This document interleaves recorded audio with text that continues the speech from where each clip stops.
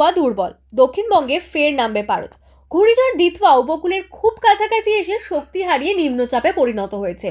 দক্ষিণ পশ্চিম ও মধ্য বঙ্গোপসাগরে এখন তার অবস্থান উপকূল থেকে মাত্র 30 থেকে 35 কিলোমিটার দূরে। এটি এখন তামিলনাড়ু, পুদুচেরি ও অন্ধ্র উপকূলের দিকে উত্তরমুখী। ক্রমশ আরও শক্তি হারিয়ে দুর্বল হবে পূর্বাভাস। এদিকে দক্ষিণবঙ্গে সামান্য বেড়েছে তাপমাত্রা।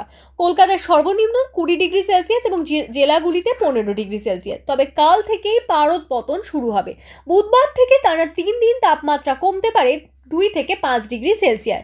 সপ্তাহান্তে কলকাতার তাপমাত্রা 15 ডিগ্রি সেলসিয়াস এবং পশ্চিমের জেলায় 11 ডিগ্রি সেলসিয়াস ছুঁতে পারে পারদ। সব জেলাতেই থাকবে কুয়াশার দাপট এবং অনেক জায়গায় দৃশ্যমানতা নামতে পারে 200 মিটারের কাছাকাছি। উত্তরবঙ্গে আপাতত বৃষ্টির সম্ভাবনা নেই, আবহাওয়া থাকবে শুষ্ক।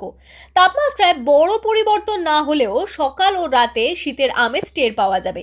দিনে কিছুটা সময় থাকবে শীতের অনুভূতি। কোচবিহার, আলিপুরদুয়ার ও জলপাইগুড়িতে সকালের কুয়াশা ঘন হতে পারে। উইকেন্ডে পার্বত্য এলাকাগুলিতেও বাড়বে কুয়াশা। কলকাতায় আজ সকালে কুয়াশা দেখা গেছে। সর্বনিম্ন তাপমাত্রা 20 ডিগ্রি সেলসিয়াস এবং সর্বোচ্চ 27 ডিগ্রি। বাতাসে আর্দ্রতা 45 থেকে 92%।